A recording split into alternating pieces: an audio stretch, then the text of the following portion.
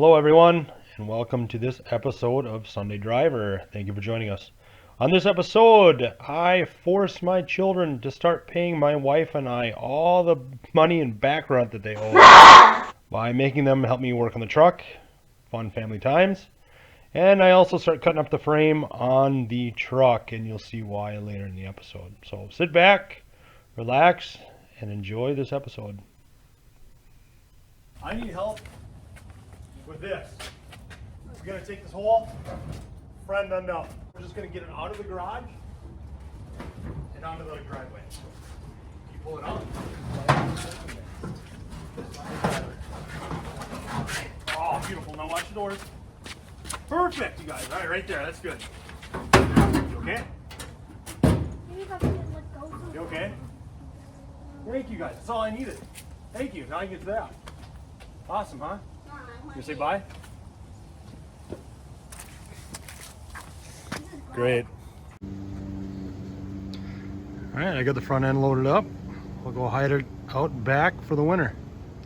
Be nice, save some room in the garage. Okay, now that I got the front clip off, purpose of that, well, I should have done that before I pulled the engine. Well, hindsight's 20/20.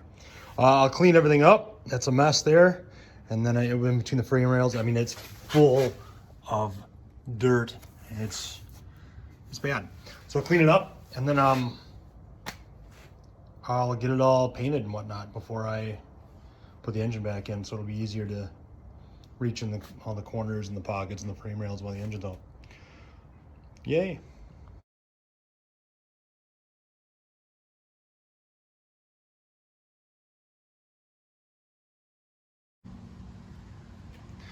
Okay. Now that I got the truck pulled out, I gotta clean the garage. It's a mess. But here's the dilemma I have to do. I have to take up this space right here. And these 1-tons came with 9-foot beds. This is about an 8-foot bed. So I got about a foot to make up over here. Now this is a 1-ton. It's gonna be a rough ride, but that's okay. I'm gonna use it to tow as much as I can with it. I like the bigger truck. But like I said, I gotta fill that gap. But with it being a 1-ton, I really don't want to move that axle forward. It'll make it a shorter wheelbase. It will make it a rougher ride. I don't want that. So my thought is, why not take the fenders off and swap them? Put the driver's side in the passenger and passenger and driver. I know it would look a little different. The long part would be in the front then. And think about it, I got this skinny part back here. I could slide that bed forward and it'd be close enough to the cab, I'd be willing to bet.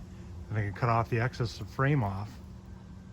And there you go. I won't have to move my drive shaft. My ride won't be so rough, and I still have an 8-foot bed. So I think I'm gonna take off the fenders and just see what it looks like. And cross my fingers that it doesn't look stupid.